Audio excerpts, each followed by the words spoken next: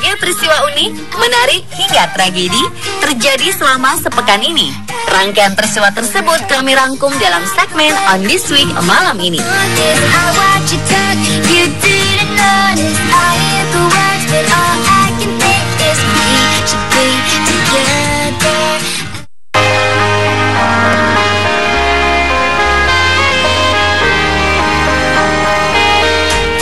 Pengamen remaja di kawasan Pasar Minggu, Jakarta Selatan kerap terlihat menyodorkan secari kertas bertuliskan "Please give me some money because I want to save for school".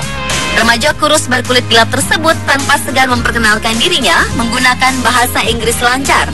Ia tak banyak bernyanyi karena kebanyakan yang dimintai uang hanya bertanya-tanya. ABG bernama Asep Jason tersebut ketika diajak berbicara bahasa Jepang juga lancar dan fasih. Ia sendiri mengaku menguasai 7 bahasa asing yang meliputi Inggris, Perancis, Jerman, Italia, Spanyol, Rusia, serta Jepang. Tak hanya lancar berbicara Jepang, ia bahkan juga menjawab pertanyaan berbahasa Rusia secara baik. Ia mengaku belajar bahasa asing ini dari kamus, tidak sampai kursus. Ia berhenti sekolah karena keterbatasan biaya. Ia berharap pendidikannya bisa dilanjutkan hingga ke jenjang yang lebih tinggi dengan uang yang dikumpulkan dari hasil mengamen.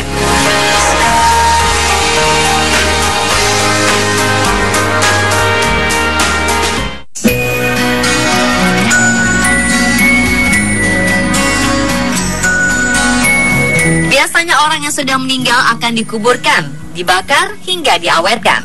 Berbeda dengan ibu yang satu ini, saking cintanya, jasad anaknya tersebut tidak dikuburkan, tetapi didandani dan diduksarkan akan sedang bermain domino.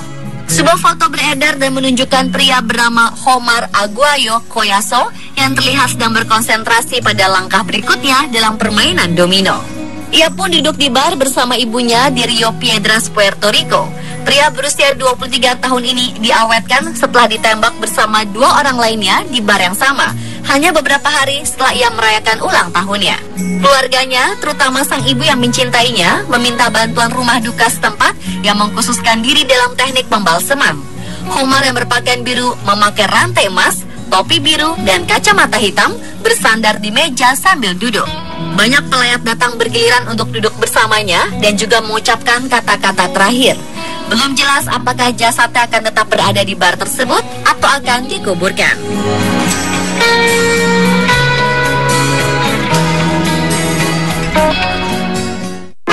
Man, it's been a long day, stuck thinking about it, driving on the freeway. Mantan ratu kecantikan yang menyandang gelar Miss Austria, Anna Kedig, dilaporkan meninggal secara tragis. Ia menderita luka parah akibat terjatuh dari gunung saat jogging di tengah musim gugur di kampung halamannya Tyrol.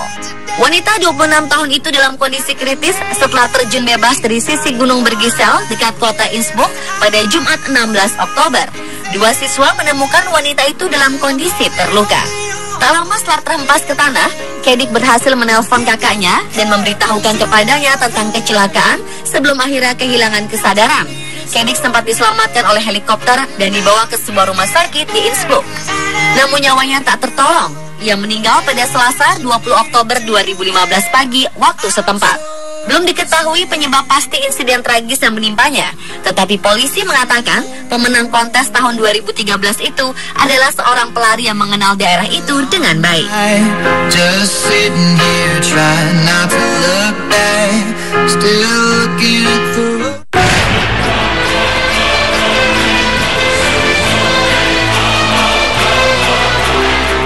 Ditenggelamkan pada tahun 1966, kini gereja Meksiko yang berumur 400 tahun kembali muncul ke permukaan. Sejumlah turis yang penasaran pun datang ke lokasi gereja tersebut. Berita kemunculan gereja ditenggelamkan itu pun ramai diberitakan media Inggris The Independent hingga media Amerika Serikat Newser dan USA Today. Sejarahnya, gereja Temple of Santiago yang berada di Chiapas, Meksiko, dibangun pertama kali oleh biarawan bernama Bartolomé de las Casas pada abad ke-16. Di gereja itu juga Bartolomé yang menjadi uskup pertama Chiapas membuat berbagai kebijakan seperti menghapus perbudakan dan lainnya.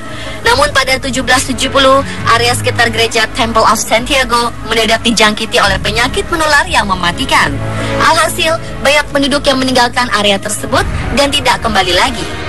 Kemudian pada tahun 1966, sebuah waduk dibangun di lokasi berdirinya gereja bersejarah itu. Otomatis, keseluruhan gereja Temple of Santiago beserta daerah di sekitarnya ditenggelamkan. Tapi pada tahun 2002, gereja tersebut sempat kembali muncul ke permukaan akibat kemarau yang berkepanjangan. Pada saat itu, gereja tampak secara keseluruhan. Turis pun bisa berjalan kaki dan melihat gereja peninggalan tersebut. Berbeda dengan kejadian serupa di tahun 2002, kini gereja Temple of Santiago kembali muncul setengah ke permukaan. Entah sampai kapan gereja tersebut muncul ke permukaan. Namun jika tengah liburan ke Meksiko, mungkin tidak ada salahnya mampir ke kota Chiapas untuk melihat gereja bersejarah tersebut.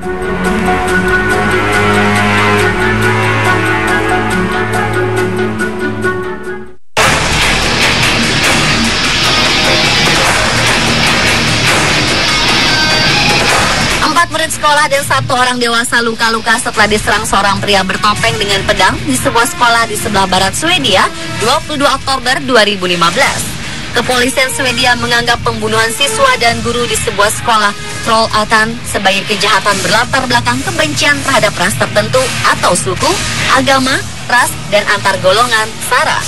Media lokal di Swedia menyebutkan pelaku penyerangan dengan pedang itu bernama Anton Lundin yang berusia 21 tahun.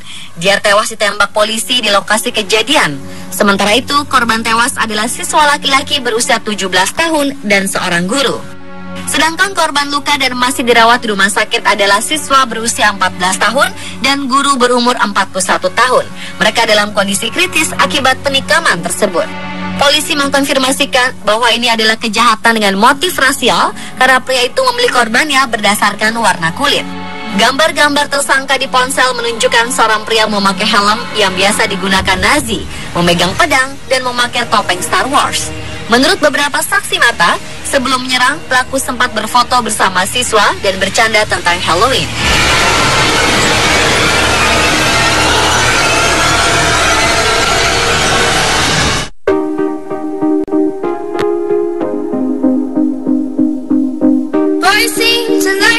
Sebuah kabar gembira datang dari dunia fauna. Pada 21 Oktober 2015, para ilmuwan mengumumkan bahwa telah ditemukan spesies kura-kura baru di Pulau Santa Cruz, Kepulauan Galapagos, Ekuador. Kura-kura spesies baru ini diberi nama Chelonoidis donfaustoi dan menjadi spesies kura-kura ke-15 yang berhasil ditemukan di pulau tersebut. Seorang ahli biologi dari Yale University, Gisela Cacchioni, memimpin penelitian tentang spesies baru tersebut. Cacchioni mengatakan kura-kura ini dinyatakan sebagai spesies baru setelah timnya melakukan penelitian genetik. Chelonoidis donfaustoi diketahui tinggal di sisi timur Pulau Santa Cruz. Berat tubuh kura-kura ini bisa mencapai lebih dari 250 kg dan bisa bertahan hidup hingga lebih dari 100 tahun. Berbeda dengan nama spesies kura-kura yang telah ditemukan sebelumnya, yang dinamakan sesuai dengan nama pulau atau nama penemunya, Chelonoidis donfaustoi diambil dari nama seorang warga lokal bernama Don Fausto atau nama lengkapnya Fausto Llerena Sanchez, yang hidupnya didedikasikan untuk menjaga dan memelihara keberlangsungan hidup kura-kura di Pulau Santa Cruz. Para ilmuwan berharap penemuan spesies baru ini dapat membantu keberadaan dan kelangsungan hidup kura-kura dari kepunahan.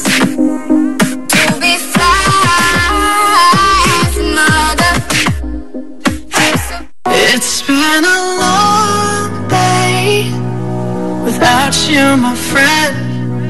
Natal pada bulan Oktober mungkin tampak ganjil bagi sebagian umat Nasrani, tapi tidak bagi warga kota dari St. George di Ontario, Kanada. Demi seorang bocah penderita kanker yang juga warga kota tersebut, mereka mempercepat Natal yang lazim dirayakan pada 25 Desember.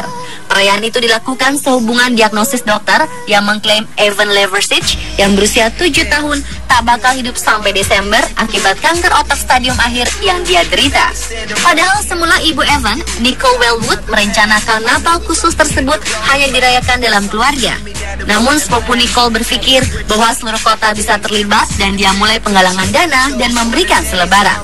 Setelah berita itu tersebar ke seluruh kota yang berjarak 35 km sebelah barat dari Hamilton, penduduk setempat mulai menghiasi rumah mereka dengan lampu dan pesan Natal. Ratusan rumah di St. George dengan populasi 3.124 jiwa dihias untuk Natal khusus yang dibuat lebih awal. Parade Natal besar diadakan dan melintas di depan rumah keluarga Evan 24 Oktober 2015. Setumpuk kado dan kartu ucapan untuk Evan dan saudaranya pun sudah dikirim. Nicole mengatakan Evan heran dengan respon warga kota. Dia bertanya untuk apa semua ini, dan sang ibu berkata dekorasi telah disiapkan karena seluruh kota yang mencintainya. Evan didiagnosis kanker beberapa hari sebelum ulang tahun yang kedua pada 2010. Setelah 70 pekan kemoterapi, ia tampak lebih baik. Namun pada Januari, tumor kembali tumbuh dan ia kehilangan fungsi lengan dan kakinya. Dia kembali melakukan kemoterapi pada April lalu. Dan pada bulan Juli, dokter akhirnya menyerah.